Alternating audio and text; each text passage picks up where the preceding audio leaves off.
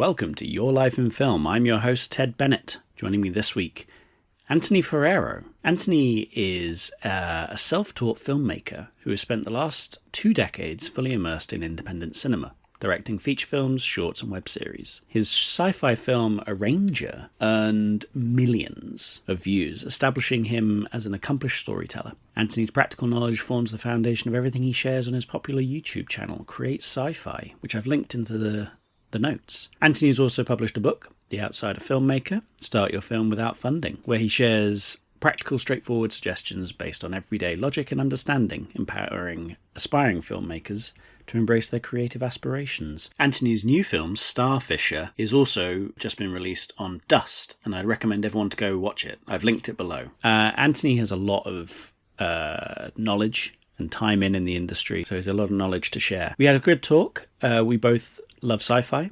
obviously, and we start the conversation talking about his YouTube channel. The YouTube channel thing has been very long, right? So it was never, I'm going to create a YouTube channel because I want to have a YouTube channel. It was more like, I need to be sharing my work to get people interested in my work, because that's the way it works now, right? Everyone needs to know I'm busy. So I don't know, for better or worse, I've always been of the mind, and again, I don't think this was ever a choice. I've just always been of the mind of like, oh, this is what we're doing now. Okay. Instead of like, because I'll hear, I'm old enough where, I'll be in meetings or I'll be in like conferences and stuff. And then, you always have people like, oh, why do I have to do social media? And, I'm just an artist. And I'm like, well, from my perspective, when I started, there wasn't digital desktop filmmaking yet, right? So we did a lot of theater. And oh, nice. And, you said you're from London or you lived in London. So, there's when I was there was a still very healthy culture with there. But it was like you did theater. And then if you wanted people to come and review your play, your story, but nobody would come. And then to get an audience, you'd have to get your hands on like, oh, so-and-so has like a 2,000 person mailing list, and you would pay for that.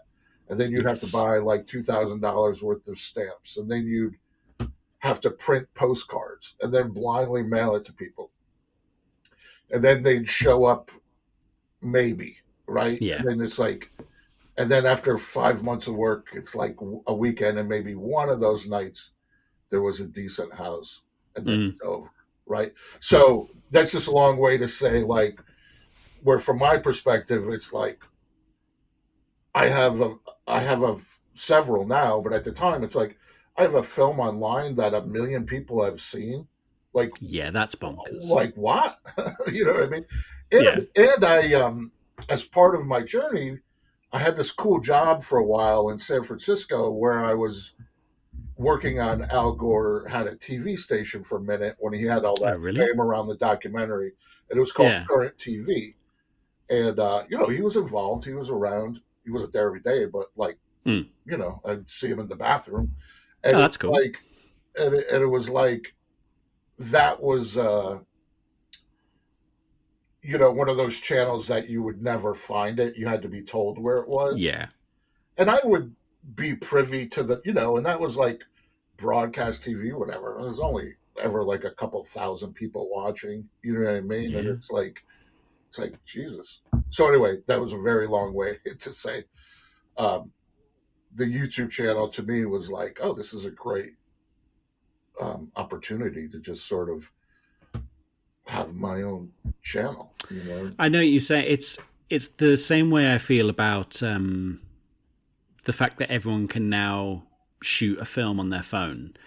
Part of me is, the pretentious arty wanker side of me is like, no, it shouldn't be just that. And then the other part of me that's like, stop being an idiot. Like, don't be an arsehole to people. Like, if that's how they're going to shoot it, that's how they're going to shoot it, and their stories are going to be sick.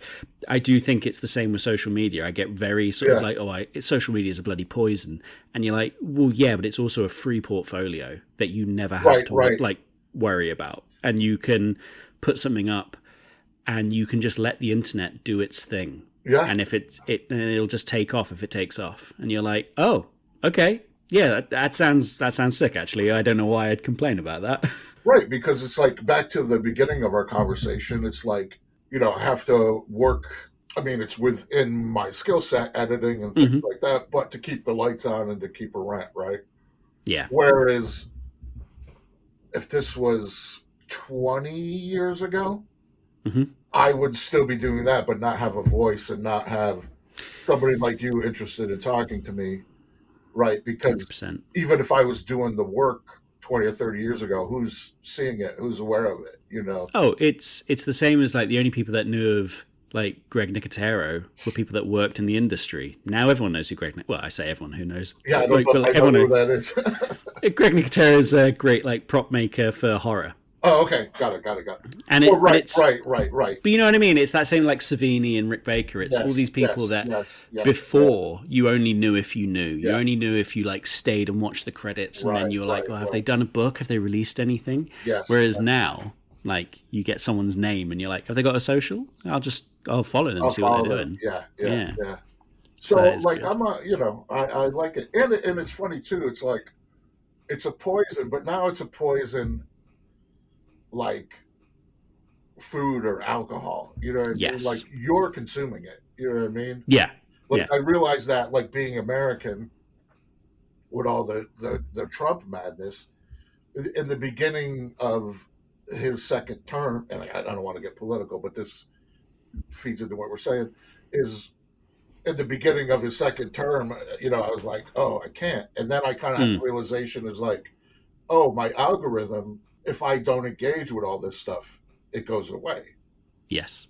And it was like, it took a couple weeks, but then I wouldn't wake up every morning and be like, Jesus, what's he doing? It's just kind of like, okay. I will say a weird thing that I noticed is that I have like a personal YouTube and a kind of like a not a work YouTube, but I Right, only but you post separate the algorithms, I guess. Right? separate the algorithms. But because I don't watch anything on the work one, I only post stuff on the work one. Right. The base standard of things that they send me are all very much like Musk, Trump, Joe Rogan, and then the Even sort in of the like UK. even in the UK, it's really Wow. bad for it. And then they'll put in a couple of the English guys as well. And I'm like, why the fuck am I getting all this? Like, I don't give a shit about this. And it's Right. like, yeah. Maybe you watch two of them. And then Oh, just, I accidentally watched a clip once, yeah, and it's like, that's it forever. Whereas my personal one, it's all just like prop building and motorbike stuff. It's just really basic stuff. It's like whenever anyone gives a hot take, I'm always like, oh, why are you giving a hot take? Yeah. Somebody asked me about that the other day about like what I watch, and I was like, I had to think about. I would have been like, oh, this TV show, but it's like I mostly watch YouTube channels now. Like, Yeah. and it's like I kind of compare. Not, I didn't come up with this. I've heard it. Like it's compared to the phenomenon what happened when they started doing like the cooking shows and stuff, right? Where it's like I watch a guy every week that restores. Like he'll see a car in the field that never been started. 20 is, and I watch that every. I've been watching that for years. I watch a blacksmith, and and anybody who's renovating a house. Like we bought a Victorian townhouse for $100. Yeah. They spent 3 years renovating. I'll watch that whole thing. Well, there was the cooking show is like, but I'll never do that. And then so to bring it back around, so that really informed my channel too, because I was like, oh, when I first started my channel, it was like literally like a cooking show. Like, oh, to make this, you need 7 of these, 8 of those. Here's the thing. Okay, and then I realized, that's most people aren't gonna follow it like that, and it's like now I just sort of it's like that, that male thing where we're all standing around watching another guy fix his car. Yeah, it's like 100%. Or with I kind of missed out on this, but I know too with like younger people. Like watching somebody else play video games. It's like, oh, okay, right. Which is so weird that like, you're right. That's the exact same thing. But I'm the sort of later end of the millennial scale, as it were. So to me, like whenever I'm like, why on earth would you watch someone playing video games? Right, That's right, right, bonkers. right. But if you Whereas, grow up with it, it's like us watching sport, you know. exactly. Or like you said, I'll happily watch someone like renovating an engine of Right, like an right, old right, muscle right. car, and I'm like, oh yeah, go on then. Yeah, Oh yeah, yeah, is that how you're going to do it? Okay, yeah, I wouldn't yeah. have done it like that. I wouldn't have done it at all. But And sorry, then, I've yeah, got pets, and and then they're there's all that going mad. one British guy who does the crashed Lamborghinis. Oh yes, Matt Chris Smith. Slicks. No, Matt Smith, I think his name is. But that's Yeah, the other yeah, thing. There's so many. So this is an interesting thing too that I realized was back to filmmaking was so there's a YouTube channel called Dust, which just yeah. curates sci-fi, and then they have the horror one, which is Alter.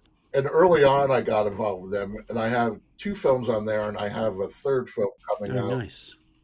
at the end of March that'll be out. Hmm. And the thing that was really interesting about that was my first film on there has like it's been a long time, so it's like a million and a half views on there, Mm. and that's like a lot, like great, like perfect result, Yeah, you know. But what's fascinating about the YouTube thing is I have because it's non-exclusive agreement. I have that same yeah, film on my personal channel, and it has like almost 500,000 views. So there's right. no, it's deeper than people realize, is my point. You know what I mean? Where Mm. it's like, oh, I don't, you know, oh, well, I can't show at this festival because it's already on you. It's like, what are you talking about? It's so deep out there. Like I have, you know what I mean? It's like a million views and a Mm. half a million views, and none of those people are aware of the other thing. Oh, or care that it's on the It's other thing. crazy. Yeah, It means it means nothing nothing. to them. They're like, oh, sick, it's Yeah, in multiple places. and Great. the That must mean it's yeah, good. and with screenings too, it's the same thing. Where now, because of the current way we consume media, the Mm. the film festival is a different experience. You know what I mean? Yeah, So it's like it's not like, well, why would I go see this at a festival because I could just see it online? Like that's not anybody who thinks that's what people are thinking is not in touch with what's really going on. I feel like the film festival route, because I had a horror film in Yeah, some the festivals real recently. terror, right? Yeah, Yeah, that's well the done. one. And oh, thank you. I for me as a filmmaker, that was like, oh, I want to take it to festivals, but the second it was done with its festival run, I was like, get it on YouTube now, because the people that will make anything happen of this are the Well, viewers. yeah, yeah. If millions of people like it, then it will go somewhere, and it might take a couple of years for people to come around to it. But like festivals aren't, they're not the place that I think they used to be for film. No. Well, I think it's you got to find your festivals. Like my Yes. favorite festival is a festival in Utah called Film Quest, and Yes. it's a great festival. And I've like that one I go to every year, you know, Nice. or it motivates me to make a film just so that I can go.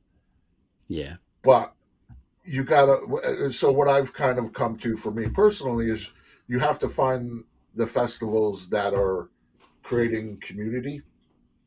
Yeah.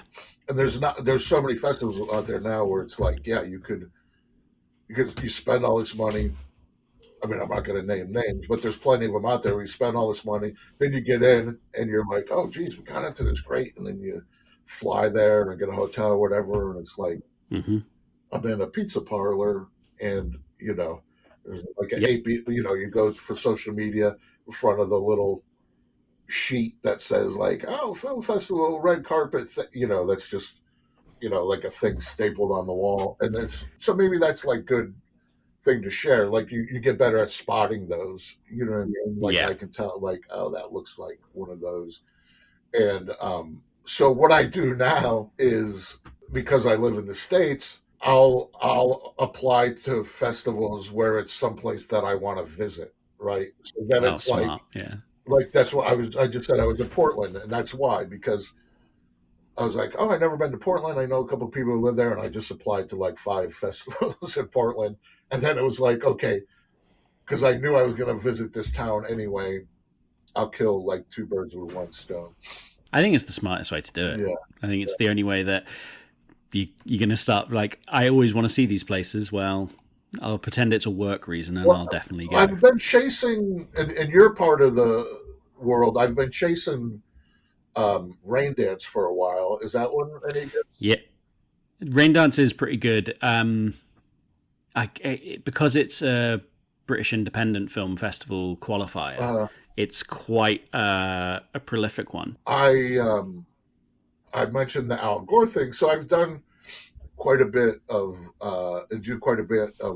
documentary work for pay, and I've been like, I always joke about it. Like for Sundance, I'm always like, well, this film is not going to get in, but it's like, here's my tribute to the gods, like, because you have this mental thing of like, well, but I'm good enough. You know what I mean? Yes. But then you have the other mental thing of like, well, be realistic. It's not going to get in. But I'm, so. But I mean, it might. It might, right? So, and then it should be priced according, you know what I mean? Like if it's $20 or, 20 euros. Okay, sure. Yeah. But it's like $80, $100.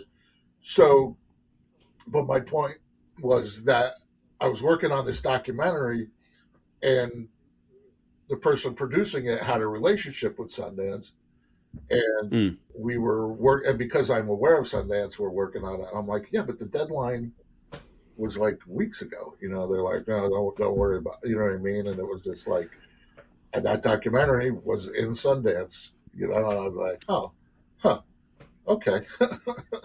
Yeah. Well done, but also,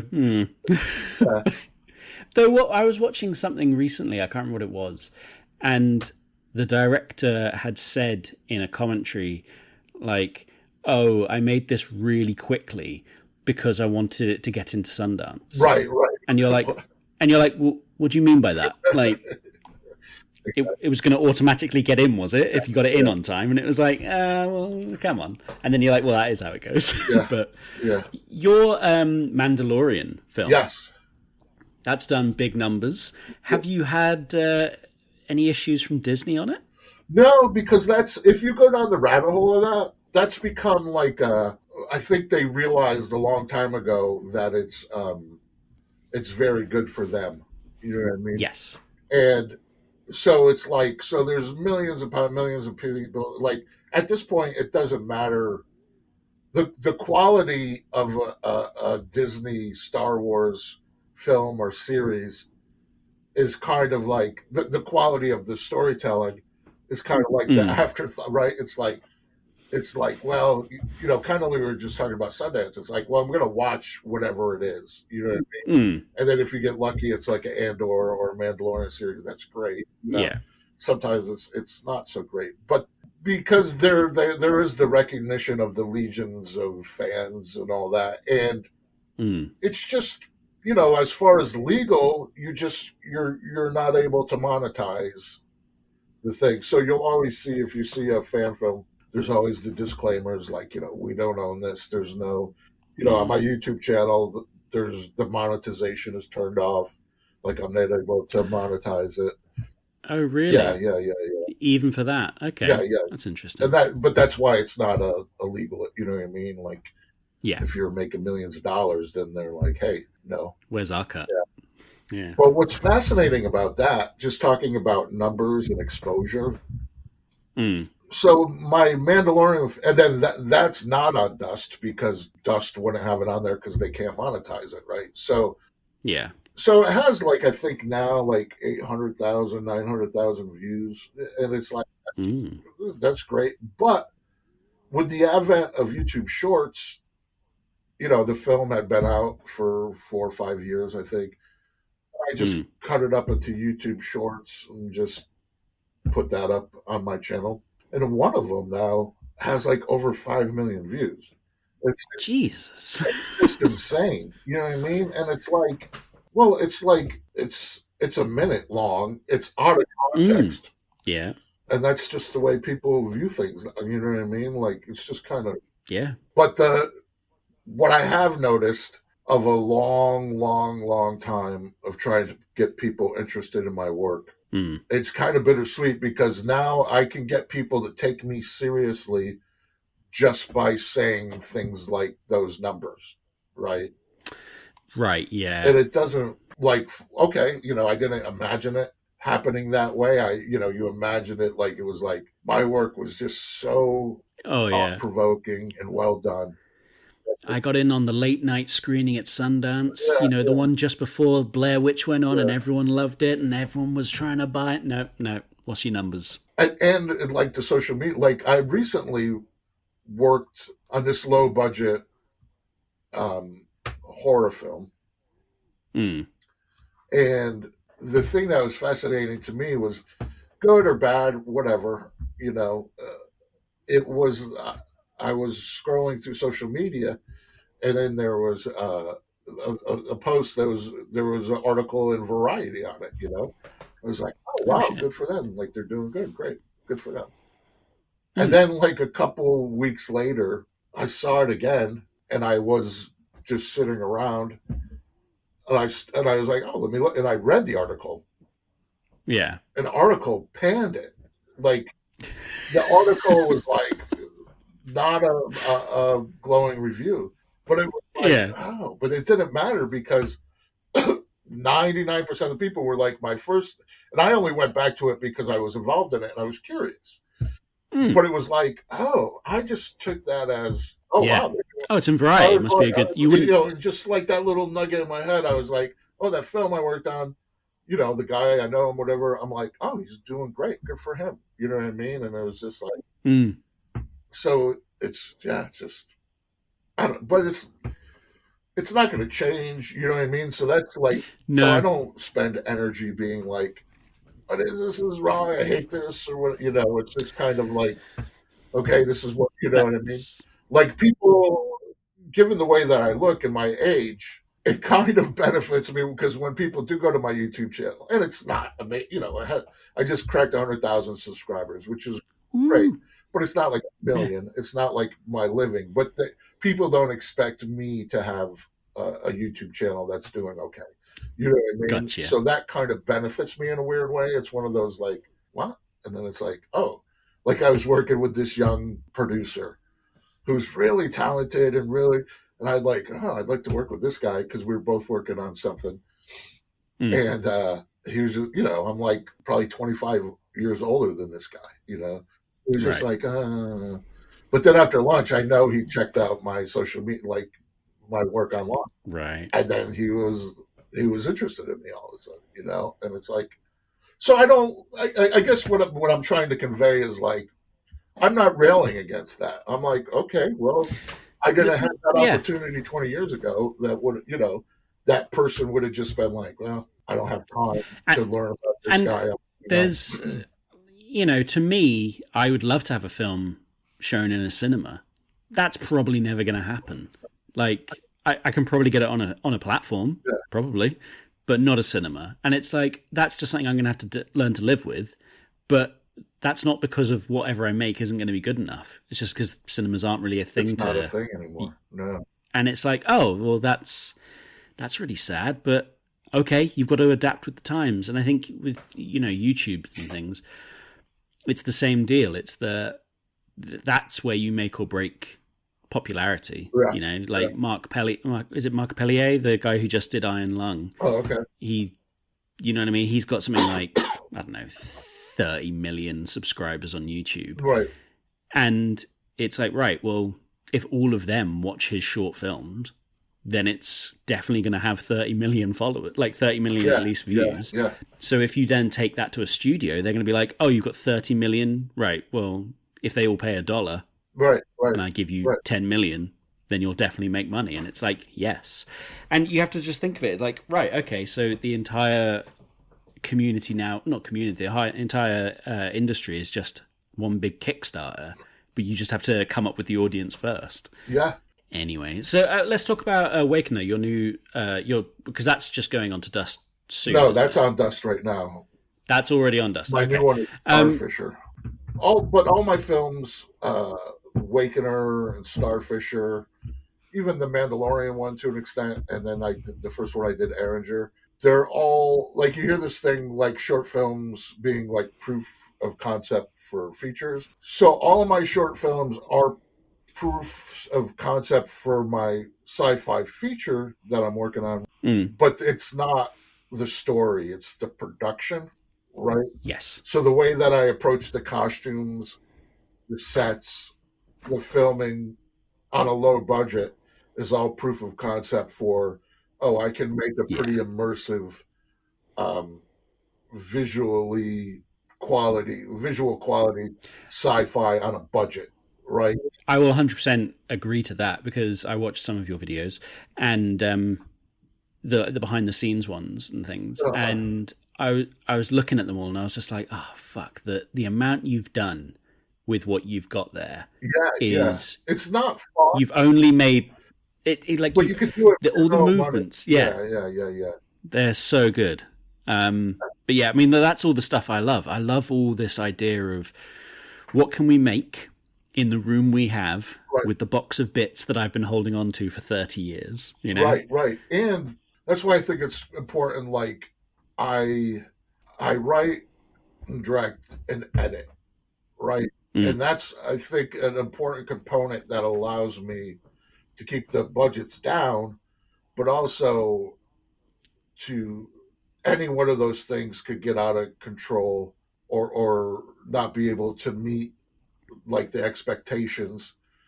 So because I have like a hand in all those things, I can always keep it in sort of like, oh, it looks good, sounds good, plays well, it's tight, as opposed to where if all those things were out of my hands, I think it would you would start to see the cracks of where there's no money. If that makes sense. And that totally makes sense. And because I do a similar thing with horror. Today I was making trees out of spray foam and carpet tubes and stuff. I made some tombstones out of insulation board from a building site that I scavenged. And it's doing all of those things, painting them up, weathering them all nice. And you know what you can do. And I know that there's certain things I can't do. And if I can outsource that, that's where I'll spend the money. But if I couldn't do any of it, and I had to outsource the whole thing, there's stuff which is just like, well, that's really basic stuff which we all should know how to do as filmmakers. As a filmmaker, you should know how to do everything, not badly by yourself, but like, if you can't do everything in some form, then go learn how it's done, and then you'll know why someone is better or worse than the other person, and then you're actually a bit more like, okay.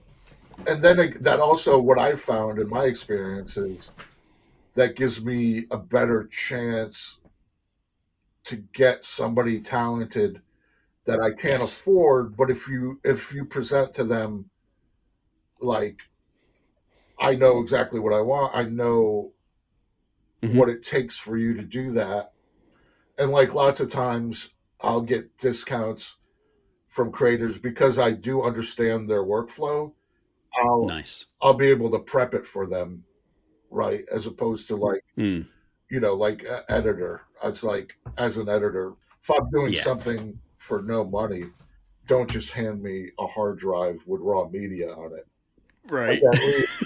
Organize it and give me paper selects, take that time. Then I'm like, okay, we're in this. So I kind of take the same approach where, if I know, like, I dabble in visual effects, and I often in my films, I do the visible stuff, like painting out something that's not supposed to be there, or screen replacement or stuff like that. Yeah. But because I understand that process, I'm able to give visual effects artists, because it's like, I can do the work, but I don't have the artistry that they have in the final product. So I can give them that like assistant version, and then they can come in and do whatever it is that separates them from the rest, When it comes to the horror sort of prop making stuff, for me, it's a similar thing where it's like, I'm coming to you because my workshop isn't big enough and I can't do it. Right. Like, Or I don't have the time or the money. Yeah. and I've got the time and the money, but I've done all the research. I've made smaller Right. versions of it. I've worked with certain things of silicon to try and make it. And you're like, I've done all of those references. So it's like, so when I'm asking you to do this one specific like gag, I'm asking from a place of like, I know that this should actually be quite a fun job as well. Like if it's a shitty job, it's like, I know this is going to be a horrible job. So, whatever. But it's like, this could be a good one. And I think I don't know. I think much like with you, it just comes from a place of you want to create that world. You want to create that prop. You want to create that thing. And it's in the details. You know what I mean? Like, yeah.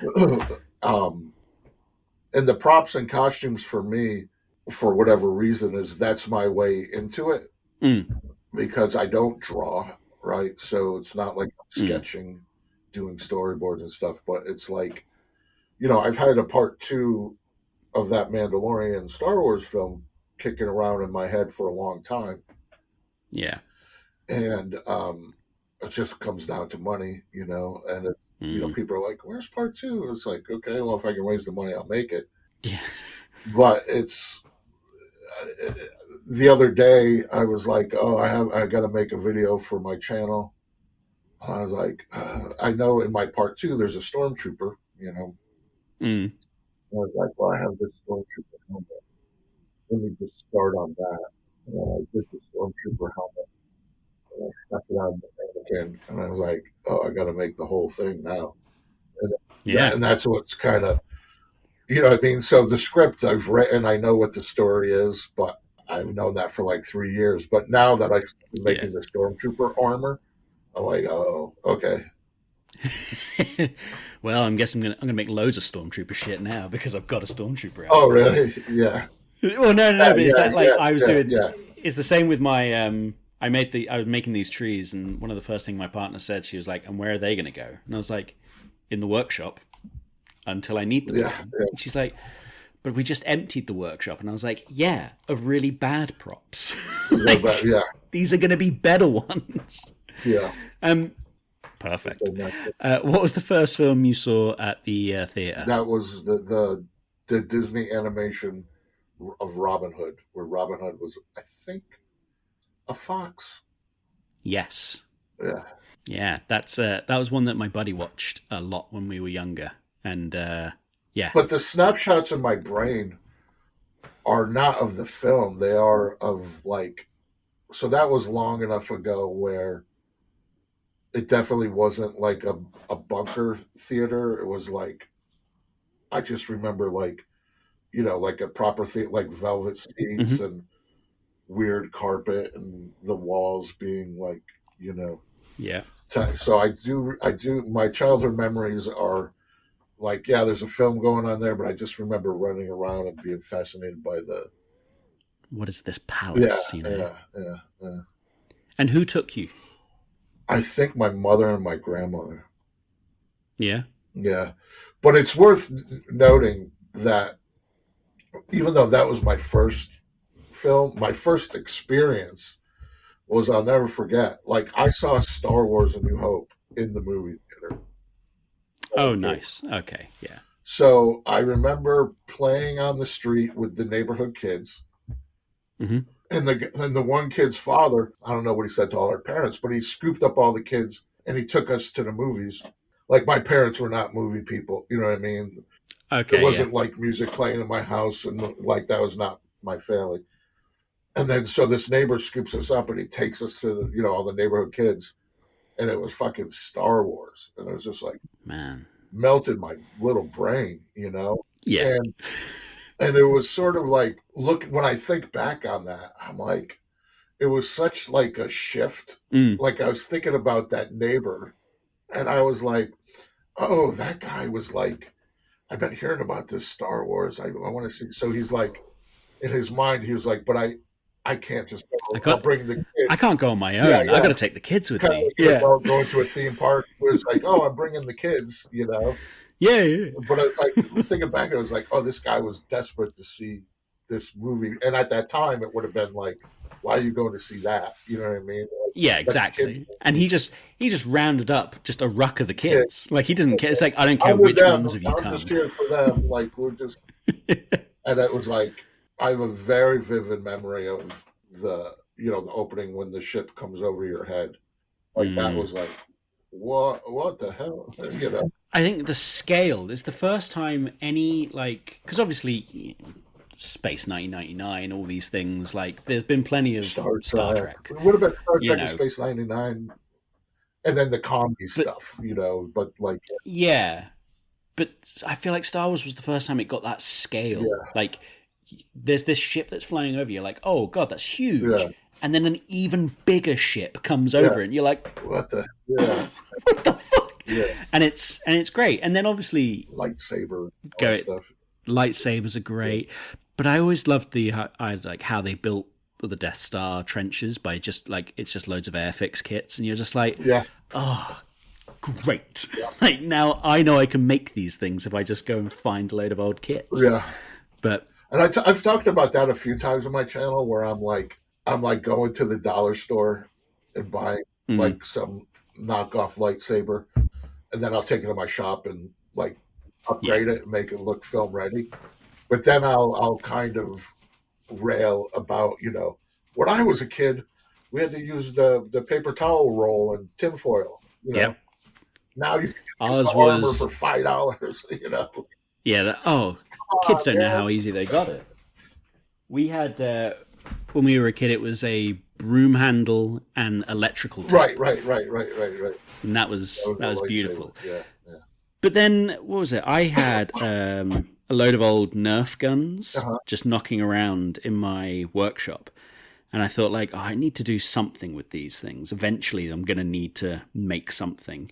It was that same thing that you do on your channel, where it's like, I'm going to have to turn this into something because Right. Because look at it. Like here's look at it. It's too good to not turn into a yeah, space gun. yeah, yeah. Because that's where like I found like one of the things that resonates a lot on my channel is the dollar store stuff where I go Oh yeah. to, and it's like because it is interesting. It's like, and I found the same thing in Timu where it's like all cheap knockoff stuff that Mm, doesn't work as advertised, but it's like they tend to be like more oddly shaped than whatever the classic version of the thing they're yeah. imitating. And then you get like two of those things and you glue them together, paint them silver, and it's like, oh, this is a health scanner, or this is a I mean, but that I love that that's how the way certain people's brains works yeah. because I was going around the dollar store the other day trying to think like right I want to make these trees and a Well, when you're looking graveyard. for something specific, that's where it fights you.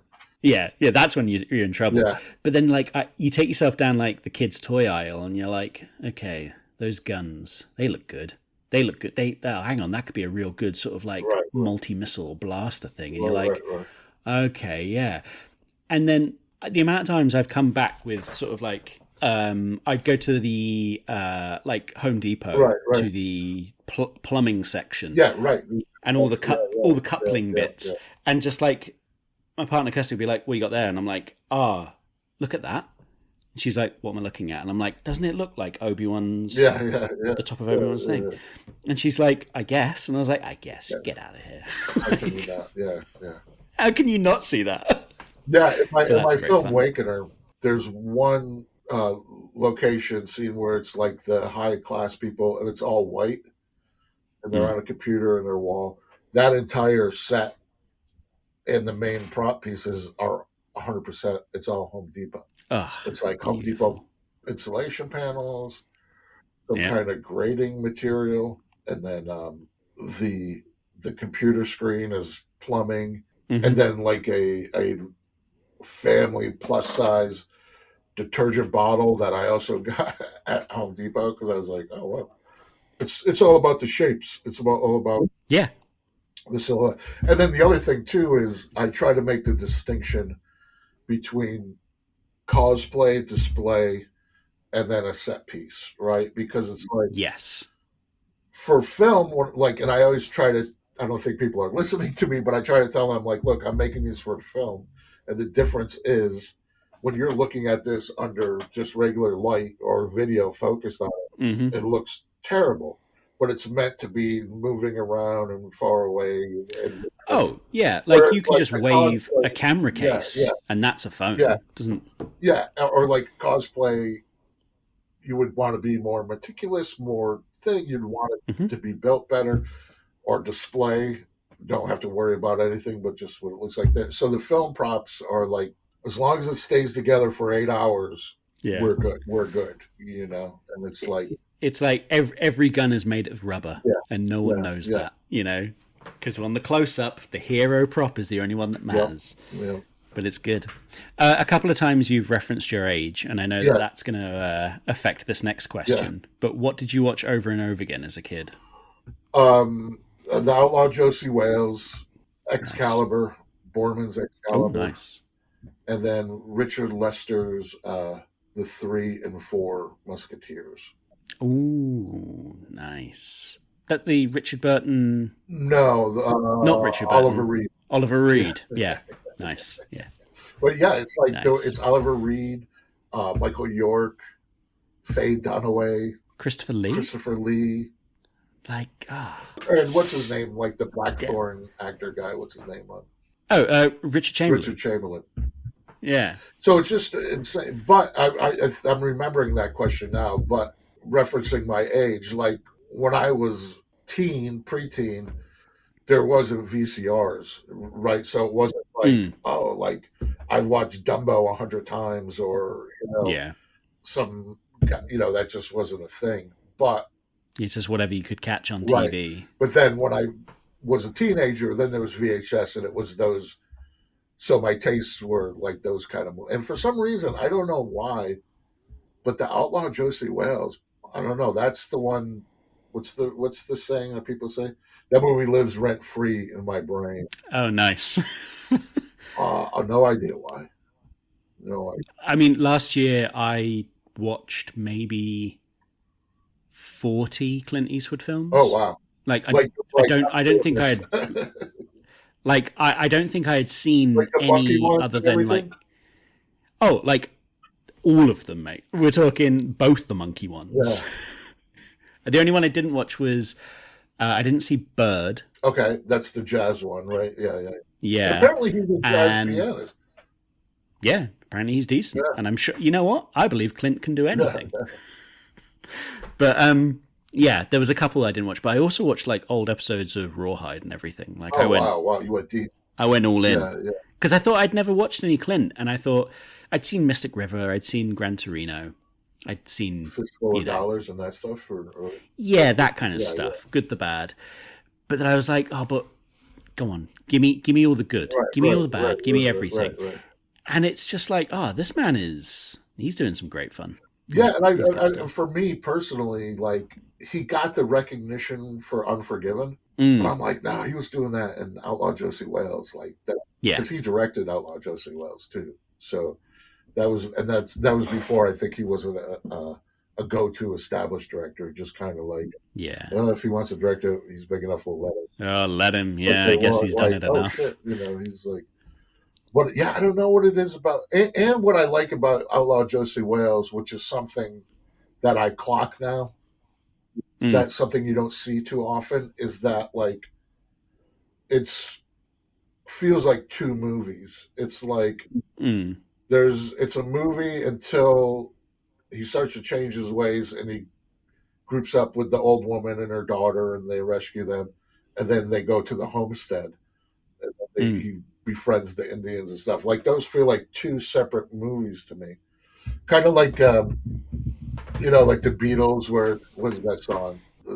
Is it Eleanor Rigby? One of those songs where it's like two Oh, songs, yeah. and it's like, oh, that's something I would never naturally do. You know what I mean? And I was like, oh, that's interesting. It's on. Oh god, it's on like the Abbey Road. Yeah, It's the woke Queen up, and got the out End of or something. bed, Yeah, dragged the comb, woke up, yeah. like, Again, the crowds. yeah, but I mean, the point being, like, it's two things, but it works together as one.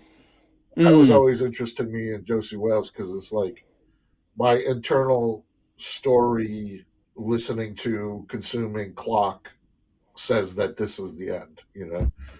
And then Yeah. it's like, oh no, it's It's a whole new story, a whole whole new new thing thing coming going up. on. Yeah. So, This is great. and then the Richard Lester Yeah. stuff, just, I guess I didn't know at the time that I loved those Musketeers movies, but I Right. realized later in looking into him that like he did all those Beatle movies like Help and all that.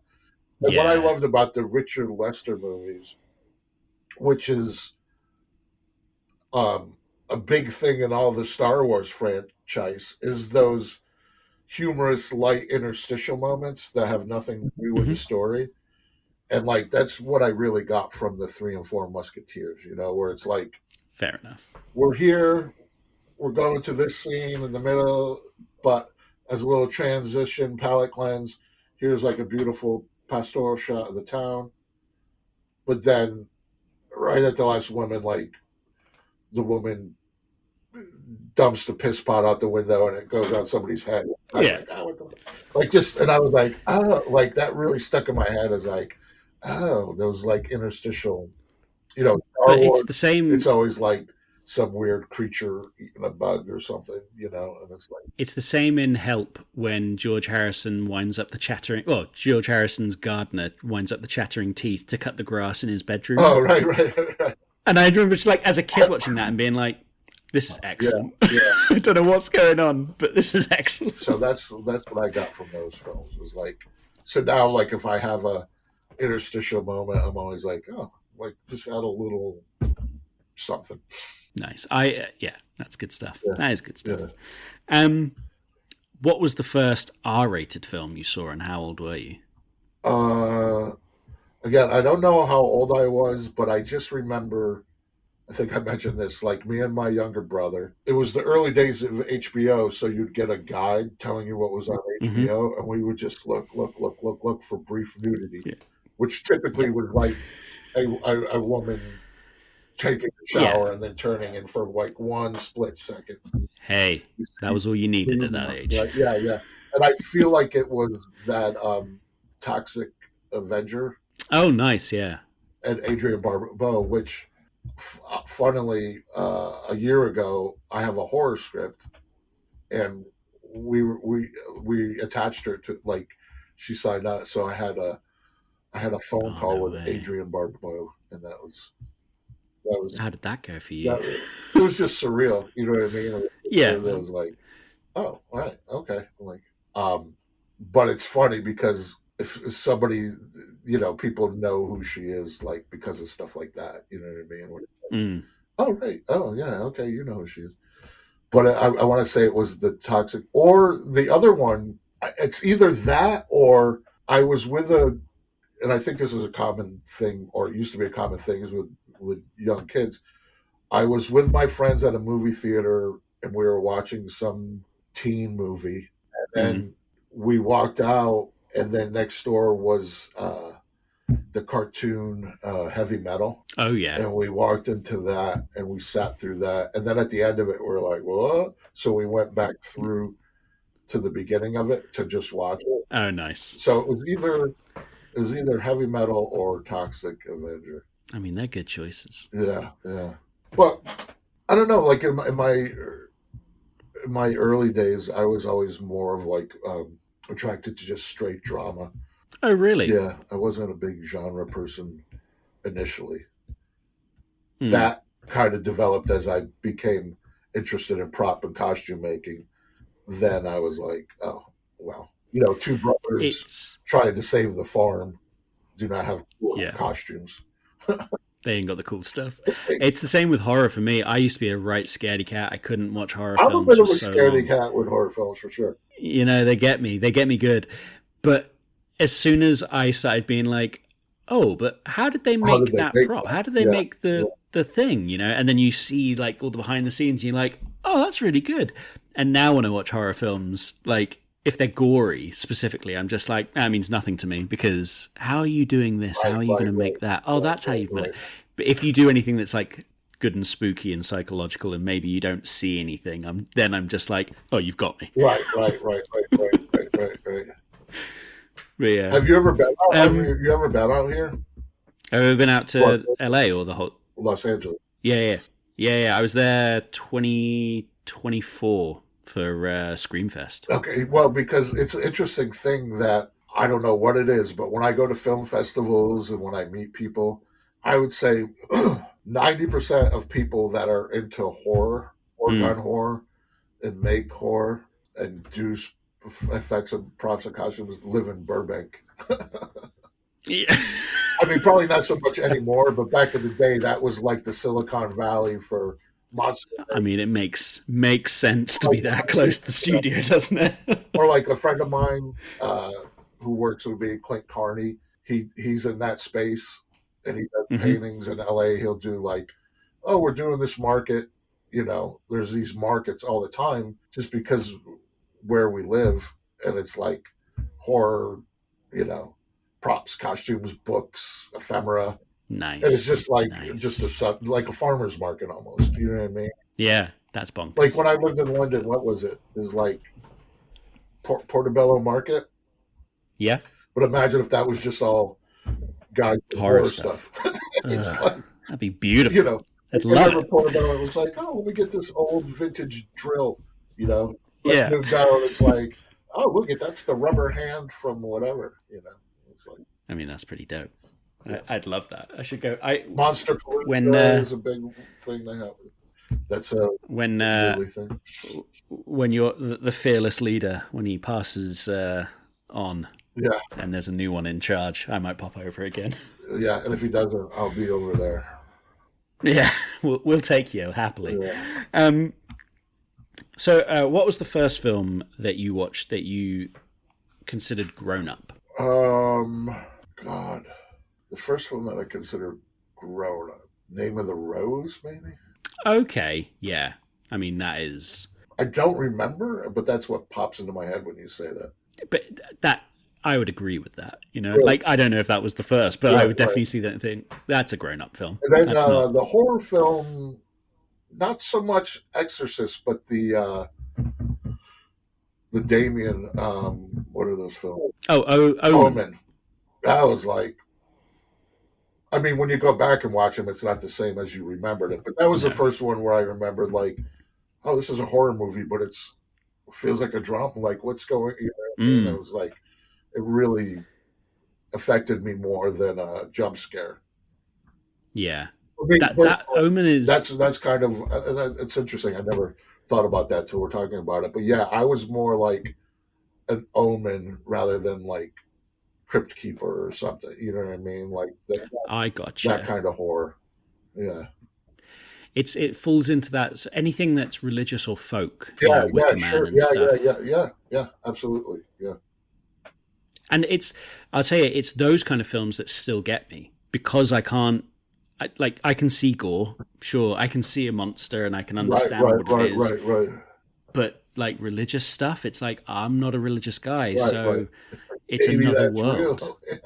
Yeah, what if that is what they think? I don't know. Yeah. What film holds a special place in your heart? The Outlaw Josie Wales. Fair. And Excalibur is pretty close to, like, Excalibur is probably the closest to, like, my childhood idealism of, like, what would be fun and cool and what is filmmaking and what is my, you know what I mean? Like, just... Yeah. And it was like and then you find out later, we were talking about YouTube, you know what I mean? Like Terry English, the armorer for that, you know what I mean? Like, I love that movie. That armor was like what I dreamed about as a kid.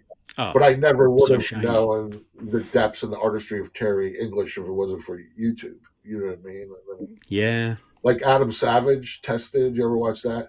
Yeah. Oh, so much. He does a deep dive with Terry English where he goes and spends a couple of weeks with him and they recreate armor from Excalibur. You know, and it's just like, oh wow. And also Excalibur is important to me too, because that was like fantasy night. It was like something like you would get out of contemporary, or not even contemporary anymore, but the experience you would get out of Game of Thrones. Yes. That was the only thing like that at that time, because otherwise you were seeing knights and armor and stuff. It was more fantastical. Or if it was drama, it was like Shakespearean and it wasn't relatable, right? So it was like, yeah, that movie was like, I feel like that was a high watermark for people who were into that for a very, very long time.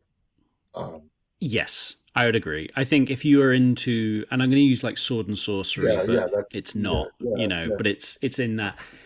I think But the drama is if, real, and it's but the put it drama's in that there, and like fantasy I setting. think if you're old enough to remember Excalibur growing up, then I think Excalibur saw you through until Great Game of Thrones, Sure, yeah, and yeah, then yeah, everyone has Game of Thrones now, and yeah, it's like, yeah, if you're into that kind of stuff, there's loads. yeah. I'm a cyberpunk guy, and there's nothing for me.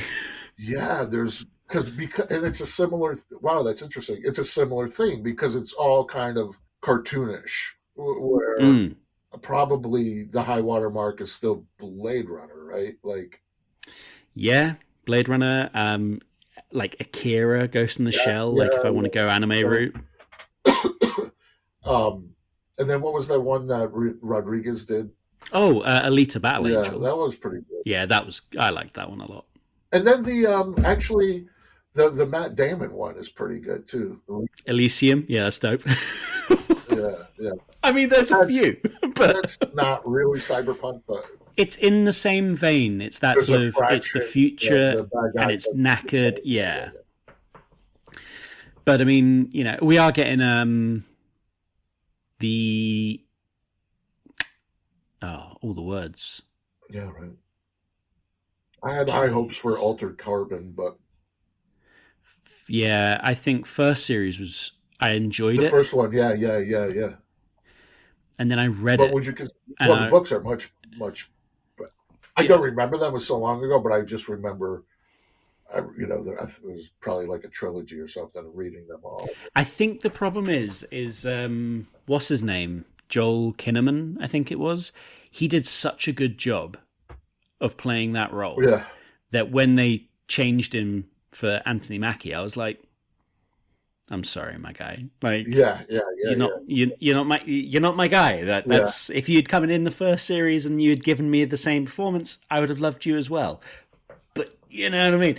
And it was a difficult one that I felt sort of like, I yeah. don't That know. was my brain's going now, but that was the jarring thing. Speaking of fantasy, in the House of Dragons, right, where you like Mm.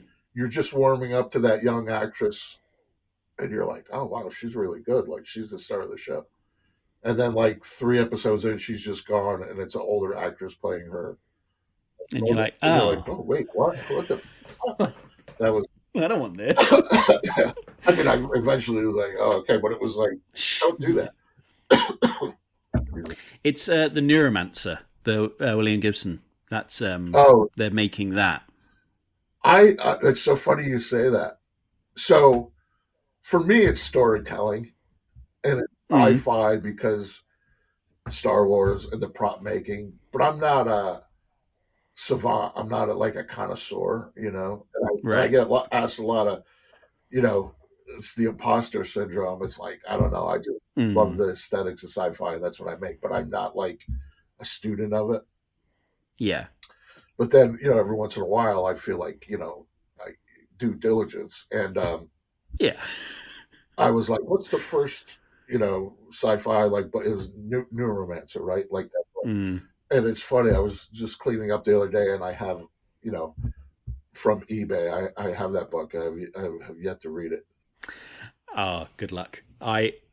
Considering it's my favorite like subject and Yeah. genre and stuff, I've tried to read it 3 times, and I've even tried to listen to the audiobook twice, and it's like something about this one just doesn't sit. That's what happened to But me with Dune. So hard. oh, And like I powered through it. I powered so many I times. powered through Dune, but to the extent of like I didn't get anything out of it because the goal was to Yeah, finish it. I'm just reading words, turning pages. I mean, yeah, I did the same with Dune. And then Started for reading all it, got about halfway. the like criticism that David Lynch's Dune gets, I was excited about the new Dune because I was like, oh okay, Mm. and I was like, the thing that kind of was a disappointment for me in the new one is they extrapolated the same story as David Lynch. I was like, oh, maybe Right. we're gonna because it's such a Get a book, deviation, maybe yeah. And so my point was like, these are talented people spending a lot of money, and that must be all you can get out of it. You know what I mean? And Yeah. still, I guess that's the yeah, story. yeah. Do you know what I mean? Because I remember there being other things about religion and stuff. Mm. I'm like, oh, maybe this new one will. And it's like, it kind of felt to me. I mean, I know it wasn't, but on a very superficial level, it felt to me like, oh, they were just remaking the '80s David Lynch one because they basically followed the same. So, I mean, that could have almost be considered a hot take, but what's your controversial opinion on a famous film? Like I said, I don't have one because it's so hard to make a movie. You know, it's so Yeah. hard. And then you hear this a lot, and it's like it becomes a cliche because it's true, right? Where it's like you'll hear filmmakers and actors say like, "Well, we weren't trying to make a bad movie. Like we were." No, obviously.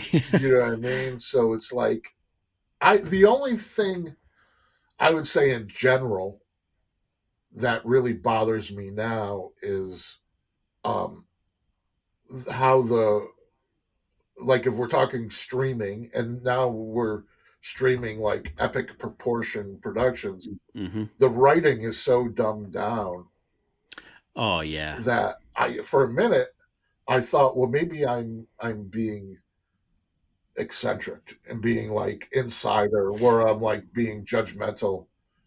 But then Yes. the more and more I started watching it, I was like, Nah. I would play this game where I'm like, you're watching something, and I'll be like, well, surely she's not going to say this obvious thing.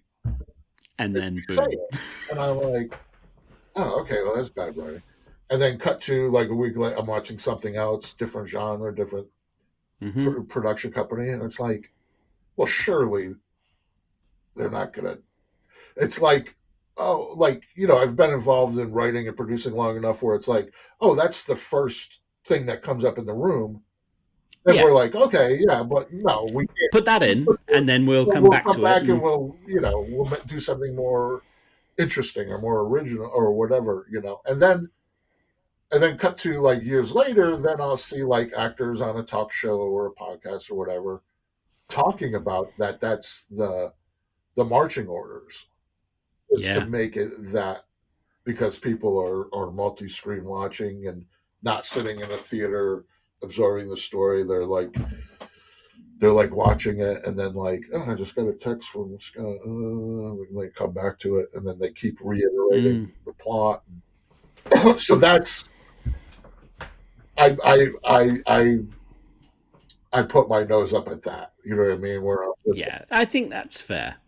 because yeah, it was just so funny. Like the first time I was like, well, I know how the sausage is made, so I knew how Exactly. I was going Yeah. to say next. But like after the 10th time, I was like, wait a second, what is going? Like something's up here. Like this is not just I'm not that smart, you know. Yeah, Yeah. It's like if I could call the bingo numbers the yeah. same All of way. a sudden, like I felt like I was like a tenured professor in film literature, being like, oh, that's Well, but it's like, oh no, I'm not that, and I'm having this reaction. But God.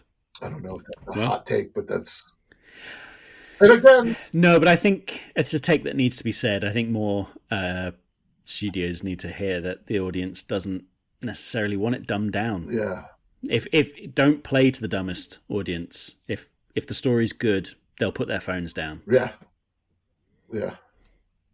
So, That but is hey, kind well, that's and talking about phones and that. Like, I'm never worried about like, well, you could just make a film on your phone. Yeah, but and it'll look like you one. can't make a good watchable one. You know what I mean? Or same thing. Like, I'm not afraid of AI. Like, I use AI. Me and my creative partner we're always experimenting with like, oh, what did you see? Did you see this thing came out right now?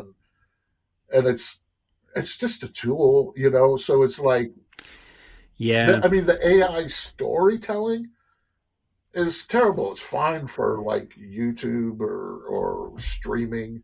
Mm. Like here's a couple of minutes of a Yeti doing a thing. Like, oh my god, that's amazing. But if it's like character driven, like repeat, it's just not there. And it's a tool, so it's like if you actually get in there and you try to use those tools, Yeah. it's not a magic button. It's not. It can enhance things and it can, but Yeah. it's not gonna. I don't know. It's just a different thing. But um, like for example, in Wakener, what we were talking about earlier about doing stuff yourself, Mm. Wakener had, I mean, not Wakener, Starfisher had a very minimal, bare bones budget that that I just kind of willed that into existence. And Mm. I was always like, well, the way I can afford this is I'll do the VFX and AI because it's just spaceships and stuff, not Sure. Yeah. characters. It's interstitial moments. But then when it came time to do it, it's like it's not there. It can't do that. You know what I mean? It could do like a Mm. spaceship, but it can't give me 10 spaceship shots that are cut. Yeah. So I had to go in and I finally broke down and taught myself Blender and did all the spaceship shots myself. And See it as a tool. yeah, but what's frustrating about that is like all AI is going to do is use Blender quicker and faster than me. But it's Yes. just not, and it's definitely a hot button topic. You know what I mean? But it's like I just feel like with the phone, yeah, anybody can make a film with a phone, but is it a good film? Is it good storytelling? And I think it's the same Mm. with AI. It's like, and I think it'll be a different genre. Like again, talking about the early days, and I think this is worth noting. When I started filmmaking, the reason I started filmmaking is because it was the advent of the digital era. Prior to Right. that, I was with a collective and we would make music videos and we would do all this stuff, but that was like low budget was like Super 16 film. Mm. And then you'd have to process that and then you'd have to get it transferred and get the lights and you don't know what you're shooting. And you just couldn't do that. Like, oh, I have this idea for a film. Let's try it out. And then video happened, digital video. Hmm. And all the people in the filmmaking space were like, video. What are you talking about? Like that's not real, and it's terrible. Yeah. All like, the same feelings I have about AI. So it's like, Yeah. It's very similar to what you were saying about social media and YouTube. You can kick against it, or you can embrace it and just make sure that what you do with it is yeah, creative and yeah, unique, not just nonsense. yeah, Because, like you said, anyone can make nonsense. Anyone can just upload 10-hour videos of waves lapping right, right, with a sound and technically have millions of views, but that's not creative. yeah. And Like, it's a different. There's like subdivision, and it's a different form of entertainment, if we call it that. Yeah, that's 100%. It is a different form of entertainment. And I think the people that are watching Netflix or other streaming services like over their phones, they don't care what's on. right, right, It's just right, right, background noise. right. So if you're trying to appeal to that audience, then make something that'll appeal. It's going to have big flashy noises and loud sounds and all that kind of stuff and some nice colors and Yeah, something that they can just easily lap up. But if you also want to create something that's different, right, a right, bit right. more story Or driven, or that moves people or whatever. those people will still seek it out. Like I think people are nuanced. They can enjoy, you know, a corn dog, Right, right. and they can also enjoy like a proper Yeah, meal. Like yes, it just depends on a mood, and I think you just want to make sure that there's always a spectrum of that. Because if you're only catering to one thing, you end up with MAGA. So yeah, you know what I mean. yeah. Um, what have you been watching recently? Recently, like the honest answer is like YouTube shows. Yeah. Like a guy in the woods with a chainsaw built like this whole like compound, Oh, or the guy that's who so good. renovates the. And then as far as the filmmaking stuff, like I do like watch a lot of prop and costume shit. Like I like Punished Props. Yeah, they're good. I I watched got Adam I got their Savage. Deckard blaster. What's that? I got the Punish Props Deckard's blaster Oh kit yeah, that with all the yeah, yeah, LEDs. yeah, yeah. Oh, it's so nice. Such a nice kit. And then like the Adam Savage stuff is like my tested. That's like my like it's. I treat that like my magazine of like, oh, what are current things going on, because he's all into like, oh, what's the new technology for making props or whatever. So I'm like, oh, okay, he does that work for me, so I can just kind of follow him. And I will say there's a lot of stuff that like I'll watch on tested, and then I'll have to go buy myself a new set of mechanical pencils because I saw one that he had, and I'm just like, oh, I should probably get that pencil too. And then as far as like proper shows, I typically, whatever the big show is that's getting a lot of attention, I'll like bookmark it, and I like to wait until it's done, because I like to watch like 3 episodes at a time. I'm doing that with Fallout. I just finished Fallout. Yeah. Oh, nice. Yeah, that was good. It was good. It wasn't like, oh man. I rewatched the first series because I thought I haven't seen it since it came out, and I wanted to wait until the end of series 2 had finished so that I could watch it in my own time. And we've just finished series 1, and I just thought like series 1's excellent. Yeah. Like I hope 2 is equally as good. Yeah, it's funny talking about that in Game of Thrones. I was talking to a friend of mine the other day, and like around COVID time, we were just like watching so much stuff. I did this thing where I watched Game of Thrones backwards.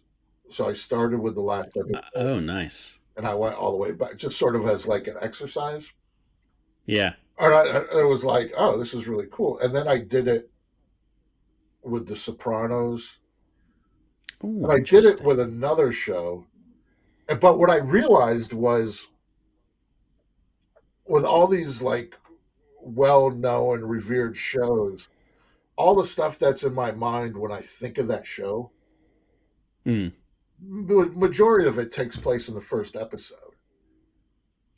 And then all the subsequent stuff is just kind of like comfort food. Like, you know what I mean? It's like comfort entertainment. Like, oh, I love this thing, and I'm going to watch it. Yeah.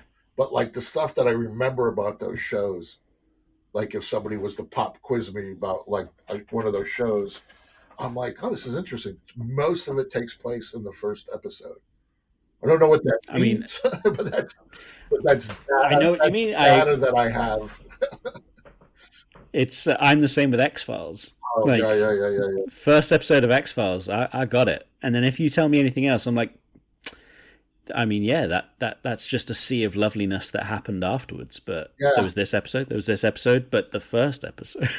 Yeah, I've tried rewatching that recently, and that's a show that really suffers having 20 plus episodes a series. And also too, like, things are, especially with like, science fiction and horror and with the technical stuff involved, they rarely hold up. Yeah. Because I remember talking about like horror. Like I remember seeing Nightmare on Elm Street in the theater, and just not even like being like having palpitations and being like, and then it's it's on cable, and I'm watching it, and it's ridiculous. Like it's almost like a comedy, I'm like, what? How did that happen? Like, you know what I mean? Because at the time when it came out, it was. Or like The Ring, like seeing The Ring in the theater. Oh my God, The Ring, when it first came out. And I didn't know anything about anything when I saw that. It was perfect, And it was just like, what? Jesus. Scared the shit out of me. If I saw it now it's funny, You put The Ring on. I'd put The Ring on now on my own, and I'd be like, yeah, all right, cool. Whatever. Come out of the TV, whatever. Yeah. It's not a thing. Yeah. Yeah, it's weird. It's weird how those, like, how they get you. And I With was talking. genre films, you know what I mean? But then, like, Excalibur holds up. Mm, A Western will always hold up. a good Western Yeah. is like a fucking 3-course meal. It's so good. That's sort of my, like, backdoor. Like, I'd love to make a Western one day. Oh, I Something, just or watched. something World War II. But Oh, really? World War II, because we were just talking props and costumes. You know what I mean? Yeah, Like, you make some good stuff. I just watched Westworld, the Michael Crichton one, and oh, I haven't seen that for. it was good. Yeah, It was really it good. would definitely be like watching it for the first time if I find it. Oh, Yeah, nice. Well, then I recommend it yeah, because it was that was definitely like westerns and future shit. yeah, All right, yeah, sci-fi western. Go on then. yeah. Like that. What's that? Cowboys and Aliens. That was a little. It Yeah, was a little too polished. Favreau's It was well done, but very it well didn't have done, any. but too polished. Didn't have any like soul. Well, thank you very much for coming on. It's been great talking to you. Do you want to do a quick shout out for some films on Dust? Yeah. You can if you go to my channel. Mhm. It's YouTube Create Sci-Fi. You can see all my films and props and costumes. And then on Dust, my film Starfisher will be coming out, I believe, March 30th. So that's the new one that'll be available. But again, if you go to Create Sci-Fi, there'll be, um, I'll post prior to it coming out, so you be aware. But like, yeah, if anything I said interests anyone, if you go to my YouTube channel, it's pretty much a visual representation of what we've been talking about. Do check it out, everyone, because there is that idea of prop making and seeing things in everyday items that you're like, oh, that could turn into something, and then you have a workshop full of just toys and bits. Yeah, It's a lot of fun. It's a lot of yeah, fun. yeah. But yeah, I'll link everything in the description notes, so if everyone is interested, you'll be able to find them in there. But thank you very much for coming on. I hope you had a good time. Yeah, it's such a pleasure talking to you. Thank you so much. Yeah, man. Appreciate it. And hopefully stay in touch. Yeah, and your film, Real Terror. Thank you very People much. can watch that. People can watch that. That's also linked below. Yeah, right on. This has been a Lovable Rogue Productions podcast. Thank you to everyone that listened. If you want to help out your life in film, then download it, like it, share it, and give the pod a follow. I didn't realise till starting this that a download is the way they measure success and not just a listen. So, listening means nothing. Make sure you check out my guests on their socials, which will be in the description of the episode. Take a look at my letterboxd. I've made a list of all the films that have been mentioned on the pod. There's fucking hundreds. So you can find some good films there. There are some good ones. There's some fucking weird ones, and I love them. Quick shout out to some of the podcasts I'm listening to. Caliber 9 from Outer Space.